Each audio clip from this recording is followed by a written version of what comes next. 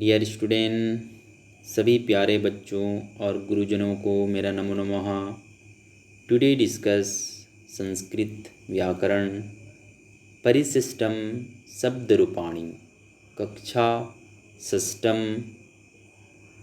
अकारान pulling बालक शब्द, अकारान नपुंसकलिंग पुस्तक शब्द, अकारान स्त्रीलिंग लता शब्द के बारे में पिछली जो वीडियोस है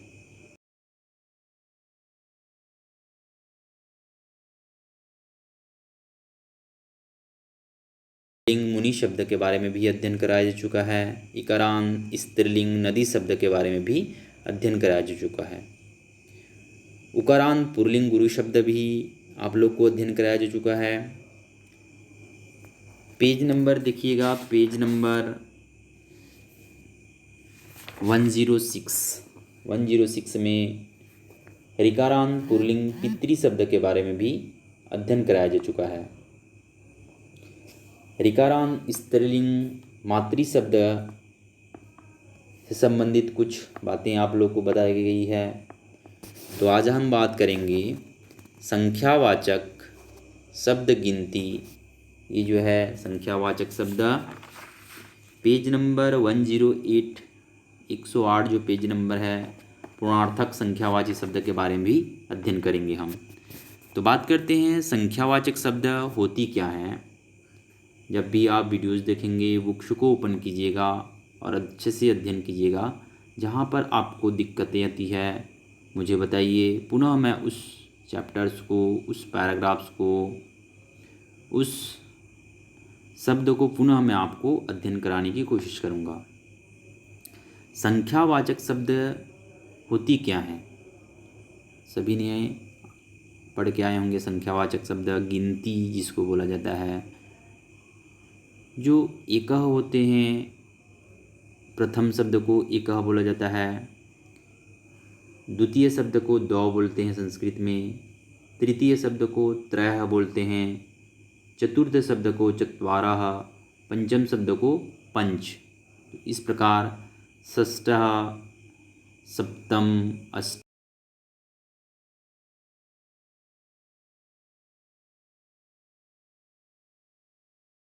पंचदश, षोडश, सप्तदश, अष्टादश, नवदश, 20 विसंति, 21 एक विसंति। उसके बाद क्या दिया हुआ है, द्वाविसंति, त्रयोविसंति, चतुर्विसंति, पंचविसंति। तो आप लोग देखेंगे कि इनके जो क्वेश्चंस आते हैं, 4 नंबर के क्वेश्चन पूछे जाते हैं। आप लोग को पूछा जाएगा नंबर 1, 2, 5, 18, 16, 19 इस प्रकार के अंक दिए जाएंगे। इनको आपको संस्कृत में इनके उत्तर लिखने होते हैं, उनके अर्थ लिखने होते हैं। तो आप लोग अच्छे से स्टडी कीजिएगा इनको। ये जो पंचविसंति संख्यावाचक शब्द दिए हुए हैं, इसको अच्छे से आप लोग स्टडी कीजिएगा। नोट्स बनाइए, इनकी 2 से 3 बार लिखिएगा और अच्छे से स्टडी करिएगा। तो सर्वनाम शब्द क्या होते हैं, इनके बारे में भी जान लेते हैं कि सर्वनाम शब्द होते क्या हैं, प्रोनाउंस होते क्या हैं। प्रोनाउंस जो होते हैं, नाउन के बदले में जो कुछ यूज होती है, सर्वनाम शब्द कहलाते हैं। तत् जो शब्द हैं, तत् जो होते हैं वह पुल्लिंग, लिंग जो होती हैं, 3 प्रकार के लिंग होते हैं संस्कृत में, स्त्रीलिंग, नपुंसकलिंग और पुल्लिंग। तीनों लिंग के बारे में भी चर्चा करेंगे, हम अध्ययन करेंगे। तो सबसे पहले तद जो शब्द है पुल्लिंग के अनुसार सर्वनाम में कैसे चलाए गए हैं, विभक्ति के अनुसार, वचन के अनुसार, उनके बारे में जानने की कोशिश करते हैं।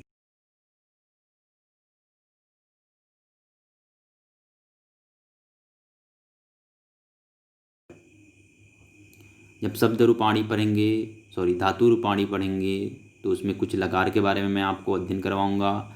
मैं धातु रूपाणी के संबंधित एक वीडियो आप लोग को भेज चुका हूं, तो अच्छे से उनको भी अध्ययन कीजिए। तत् जो शब्द होती हैं वह पुल्लिंग विभक्ति जो होती हैं प्रथमा विभक्ति, द्वितीया विभक्ति। प्रथमा विभक्ति में बात की गई है एक वचन सह, सह मतलब होता है वह संस्कृत में, द्विवचनम तौ, बहुवचनम ते। ते जो शब्द हैं अधिक शब्दों को संबोधित कर रहा है। तौ जो शब्द हैं वह दो शब्दों को इंगित कर रहा है। और जो सह शब्द हैं वह, सह मतलब होता है वह एक ही व्यक्ति को, एक ही वस्तु को क्या कर रहा है, संबोधित कर रहा है, पास के वस्तु को संबोधित करता है। द्वितीया विभक्ति तम, तौ, तान। तम एक वचनम, तौ द्विवचनम, तान बहुवचनम। तो आप देखेंगे यहाँ पर द्वितीय वचन जो है, द्वितीय विभक्ति है, द्विवचनम में तौ, तौ का प्रयोग हुआ है, यह समान वर्ण है। तो आप लोग अच्छे से याद रखिएगा कि पुल्लिंग जो शब्द होते हैं प्रथमा विभक्ति के द्विवचन में क्या होते हैं, समान होते हैं। अब देखते हैं, पेजेस पलटिएगा, पेज नंबर आ जाइए 107। 107 में दिखाई गई है तृतीया विभक्ति के बारे में बात की गई है। जो तृतीया विभक्ति क्या होते हैं देखिएगा कि तृतीया जो विभक्ति दिए हुए हैं, तृतीया विभक्ति तेन, ताभ्याम, तैः। तृतीया विभक्ति में क्या बताया गया है, तेन, ताभ्याम, तैः। चतुर्थी विभक्ति में बात की गई है तस्मै, ताभ्याम, तेभ्यः। पंचमी विभक्ति की बात की गई है तस्मात्, ताभ्याम, तेभ्यः। षष्ठी विभक्ति की बात की गई है तस्य, तयोः, तेषाम्। सप्तमी विभक्ति की बात की गई है तस्मिन्, तयोः, तेषु। यहाँ पर संबोधन का प्रयोग नहीं होता है, इसको याद रखिएगा, क्योंकि सर्वनाम जो शब्द होते हैं वहाँ पर कभी भी संबोधन का चिन्ह नहीं लगता है। तो संबोधन जो होते हैं, हमने कुछ अकारांत शब्द के बारे में पढ़े, इकारांत उकारांत शब्द के बारे में पढ़े, उनमें क्या होती हैं, संबोधन का प्रयोग किए जाते हैं जो कि दीर्घ काल के लिए होती हैं। यह सर्वनाम शब्द में नहीं होता है, सप्तमी विभक्ति तक ही रहती है। तो इसको याद रखिएगा, सर्वनाम शब्दों में संबोधन नहीं होता है। समान रूप में चलने वाले कुछ वर्ड हैं, कुछ शब्द हैं, देखिएगा यहाँ पर एतत्, यह, एषः, एतौ, एते। एतत् मतलब क्या होता है, यह, तो इनको तीनों विभक्ति में चलाया गया है। एषः, एतौ, एते। किम मतलब होता है कौन, कः, कौ, के। यत् मतलब होता है जो, यह, यौ, ये। तो इस प्रकार तीनों विभक्ति में चलाकर यह समान रूप जो होते हैं इसको बताया गया है। आप एक ही शब्द को याद रखिएगा, जैसे हमने अभी बात की एक वचन तत् शब्द, वह शब्द के बारे में बात की, उसी प्रकार एतत् शब्द को चलाकर देखिएगा, किम शब्द को चलाकर देखिएगा, यत् शब्द को चलाकर देखिएगा। तो मैंने आपको तत् शब्द, वह पुल्लिंग का शब्द के बारे में चर्चा किया। यहाँ पर कुछ समान वर्ण दिए हुए हैं, समान वर्ण को आप याद रखिएगा। जैसे द्विवचनम में तृतीया विभक्ति, चतुर्थी विभक्ति, पंचमी विभक्ति क्या बताए गए हैं, समान हैं। तो इसको याद रखिएगा। तयोः, तयोः ये भी समान है, इसको याद रखिएगा। तेभ्यः, तेभ्यः बहुवचन में भी समान है, चतुर्थी विभक्ति, पंचमी विभक्ति में।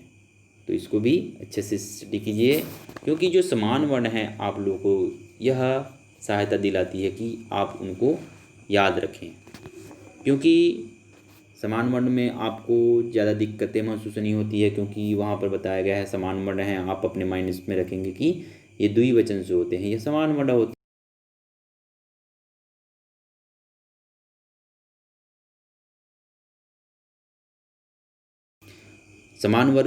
समान रूप मैंने बताया कि समान रूप क्या होती हैं। सर्वनाम शब्दों, सर्वनाम में संबोधन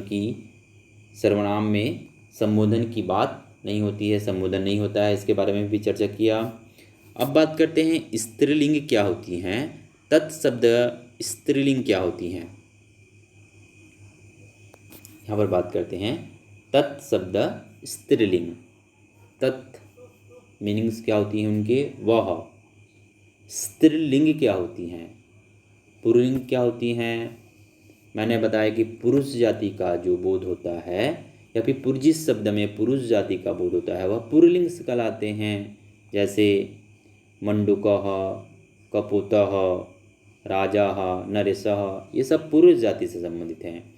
स्त्रीलिंग क्या होती हैं, स्त्री जो लिंग बताए गए हैं, स्त्री जाति का बोध कराने वाले शब्द स्त्रीलिंग कहलाते हैं। जैसे लता, मीनाक्षी, रानी, ये सब क्या होते हैं, स्त्रीलिंग में आते हैं, इसलिए स्त्रीलिंग कहलाते हैं। तो स्त्रीलिंग पुल्लिंग याद होगी आपको।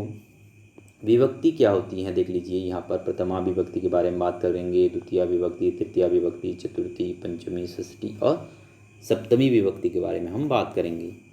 एक वचन क्या होती हैं, द्विवचन क्या होती हैं और बहुवचन क्या होती हैं, इसके बारे में भी चर्चा कर लेते हैं।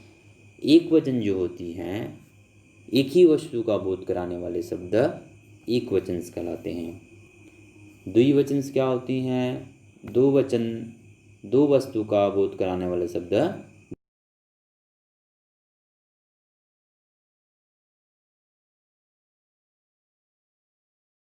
बहुत सारे वस्तुओं का बोध कराने वाले शब्द बहुवचन कहलाते हैं।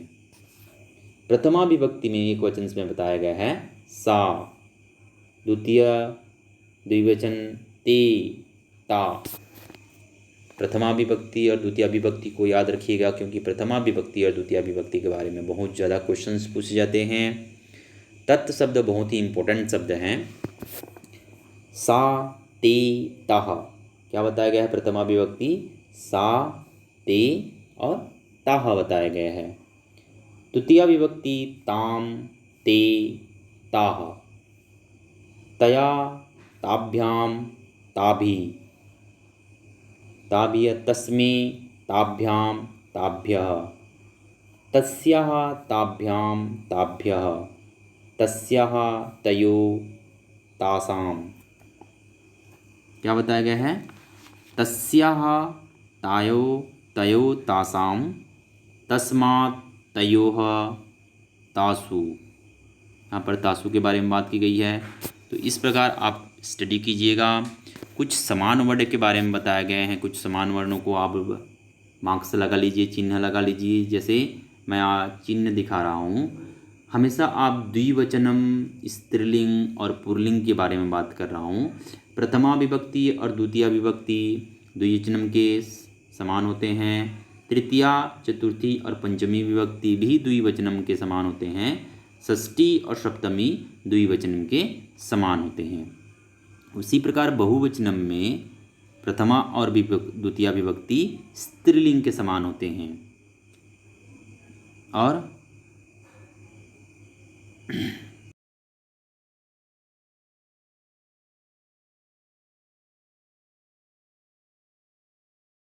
मैंने आपको वचन्स के बारे में बताया, क्या होती हैं, विभक्ति के बारे में आपको जानकारी दिया। समान रूप में कुछ शब्द बताए गए हैं, समान रूप में चलने वाले एतत् जो शब्द होते हैं, यह होते हैं।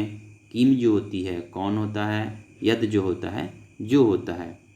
तो स्त्रीलिंग में कैसे चलाया जाएगा इसको, ऐसा, एते, एताः, का, के, काः, या, ये, यह। इस प्रकार जो समान रूप हैं मैंने आपको जानकारी दिया कि कैसे होते हैं। ठीक, तो अच्छे से स्टडी कीजिएगा इनको भी आप।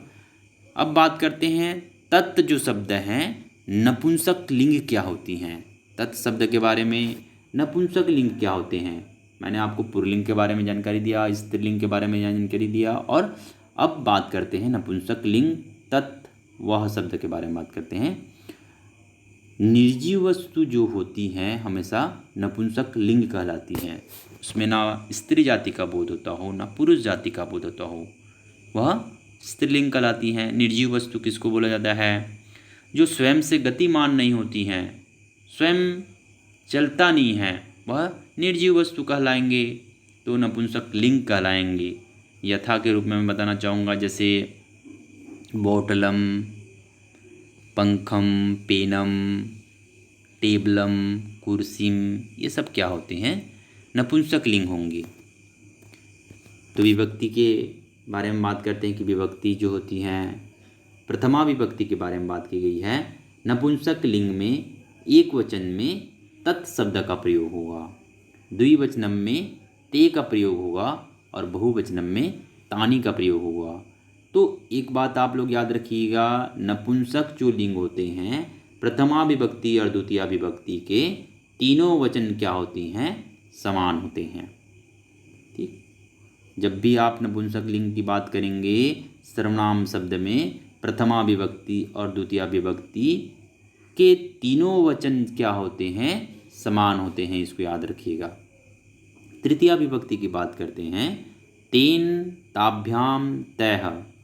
चतुर्थी विभक्ति तस्मे ताभ्याम तेभ्यः। पंचमी विभक्ति तस्मात् ताभ्याम तेभ्यः। षष्ठी विभक्ति के बारे में बात की गई है, तस्य तयोः तेषाम्। सप्तमी विभक्ति तस्मिन् तयोः तेषु।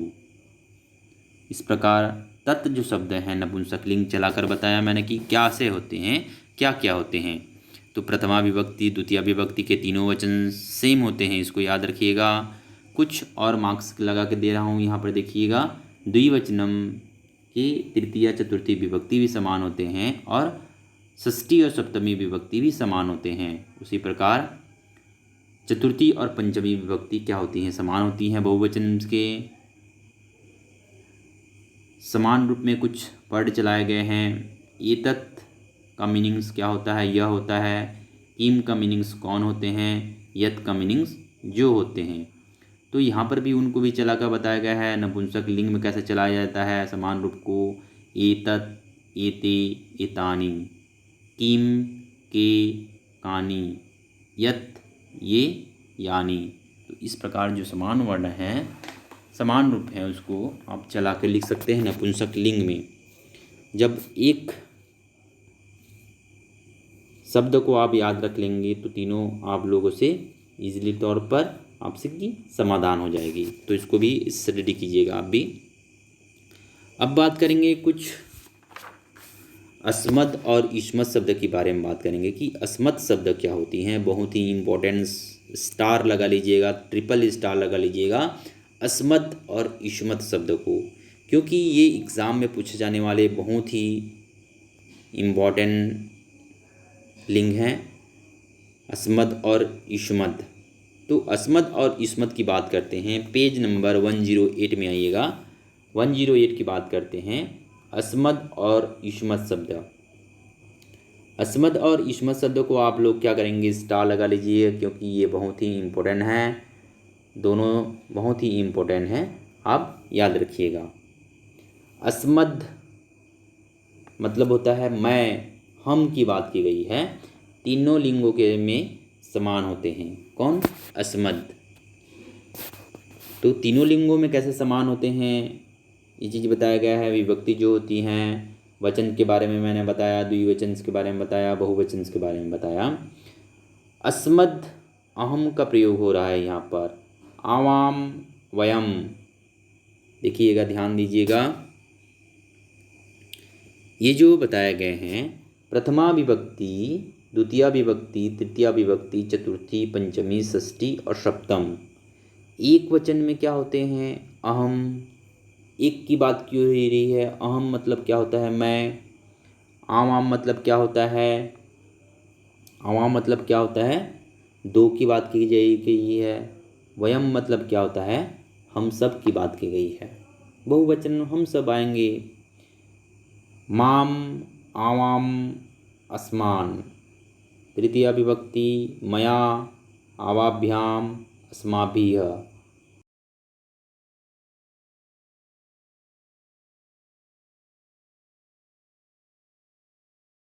मम, आयवोः, अस्माकं, माई, आवयोः और अस्मासु। इस प्रकार अस्मत् शब्द को चलाकर बनाया गया है। अस्मत् शब्द बहुत ही इम्पोर्टेंट शब्द हैं। थोड़ी सी दिक्कत होगी याद रखने में, परेशानी होती है। जब हम भी आपके जैसे 6, 7, 8 क्लास में पढ़ रहे थे तो हमें भी दिक्कतें होती थी। लिख लिख कर प्रैक्टिस कीजिएगा, याद करने की याद होगी, अच्छे से स्टडी कीजिएगा। तो अस्मत् जो शब्द हैं तीनों लोगों में कैसे समान होते हैं ये चीज़ बताया गया है। कुछ समान वर्णों को मैं बता रहा हूँ, जैसे द्विवचन में तृतीय चतुर्थी विभक्ति समान होते हैं।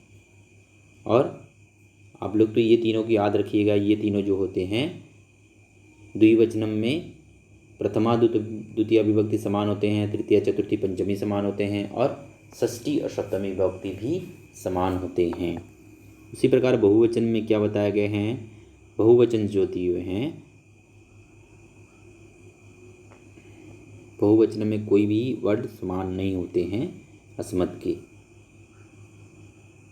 एक वचन में भी क्या होते हैं, समान नहीं होते हैं कोई भी अस्मत् शब्द के। अब बात करते हैं युष्मत् शब्द के बारे में बात करेंगे। युष्मत् शब्द क्या होती हैं। युष्मत् जो शब्द दिए हुए हैं, युष्मत् मतलब होता है, मीनिंग्स क्या होते हैं, तू, तुम, तीनों लिंग के समान, तीनों लिंगों के समान बताया गया है।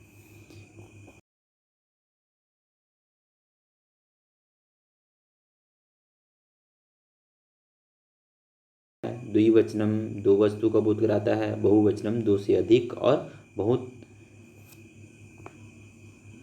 ज़्यादा का वर्णन करते हैं। त्वम प्रथमा विभक्ति, त्वम एक वचन, तुम की बात की जा रही है।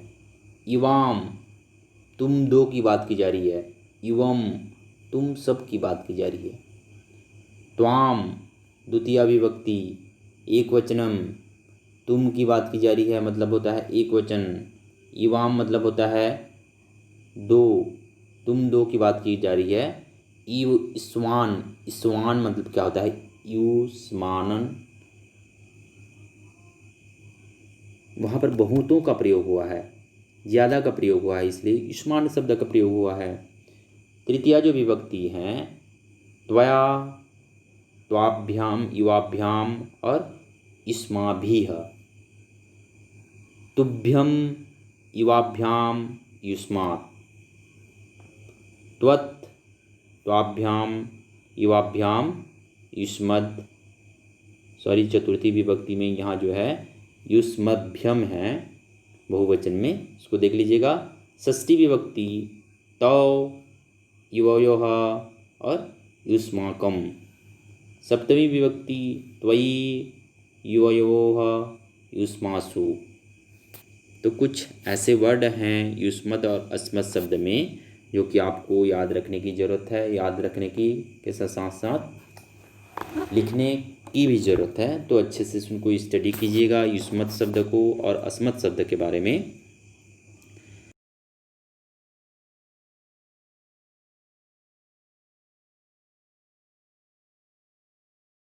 अच्छे से स्टडी कीजिएगा। जो कि पूर्णात्मक संख्यावाची शब्द हैं, यह आपके क्वेश्चंस में पूछे जाते हैं। तो क्वेश्चंस में जो पूछे गए हैं उनको भी अच्छे से स्टडी कीजिएगा। देखिएगा यहाँ पर लिंग के अनुसार दिए हुए हैं कि पुल्लिंग में प्रथमा विभक्ति क्या होती हैं, स्त्रीलिंग में क्या होती हैं, पुल्लिंग, स्त्रीलिंग और नपुंसक लिंग में क्या होती हैं। पुल्लिंग जो होते हैं पुरुष जाति का बोध कराएंगे, स्त्रीलिंग जो होती हैं स्त्री जाति का बोध कराएंगे और नपुंसक लिंग जो होते हैं निर्जीव वस्तु का बोध कराएंगे। तब आप पूर्णात्मक संख्यावाची शब्द का प्रयोग करेंगे। तो पूर्णार्थक संख्यावाची शब्द दिए हुए हैं, देखिएगा। पुरुष जाति का जब भी बोध होगा किसमें, पूर्णार्थक संख्यावाची में, आप क्या करेंगे,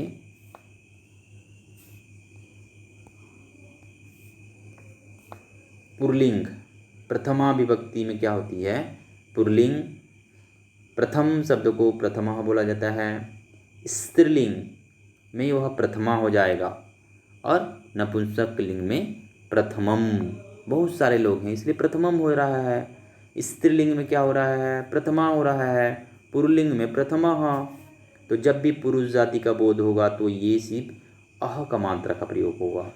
स्त्रीलिंग में प्रयोग होगा तो माँ, या, थ्री, मी, शिष्ट, सप्तमी, अष्टमी, नवमी, ये स्त्री जाति के लिए प्रयोग होता है। और नपुंसक लिंग के प्रयोग होगा प्रथमम, द्वितीयम, तृतीयम, चतुर्थम, पंचम, षष्ठम, सप्तम, ये नपुंसक लिंग का प्रयोग के लिए है। तो इसको भी अच्छे से स्टडी कीजिएगा क्योंकि बहुत ही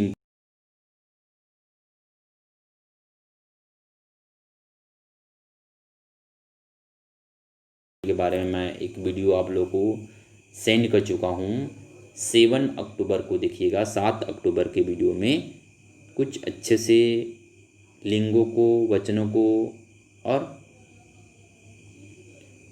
पुल्लिंग के बारे में भी अच्छे से बताया गया है। तो उनको अच्छे से देखिएगा और समझिएगा। जहाँ समझ में नहीं आती है मेरे को बताइए, मैं पुनः उसको आप लोग को बताऊँगा।